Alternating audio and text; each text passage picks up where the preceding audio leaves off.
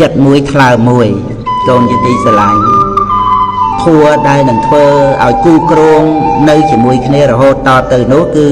ការស្មោះត្រង់ដល់គ្នាមិនក្បត់ចិត្តគ្នារក្សាពាក្យសន្យាថាស្មោះត្រង់នឹងគ្នាតាំងតែពីដំបូងមកនោះឯងសច្ចៈ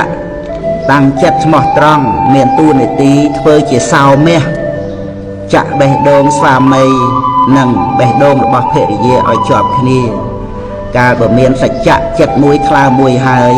អ្វីដតីផ្សេងទៀត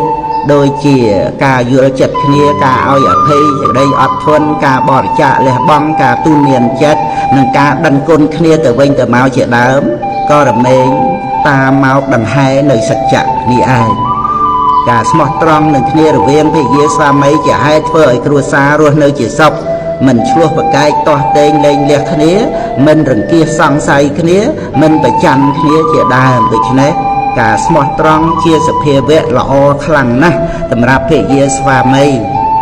គួរថែរក្សាថ្នាក់ថ្នមទុកឲ្យល្អជាទីបំផុតដល់ពេលកូនមានគ្រួសារកូនត្រូវតែចាប់យកនៅការស្មោះត្រង់នេះមករក្សាទុកកុំខាន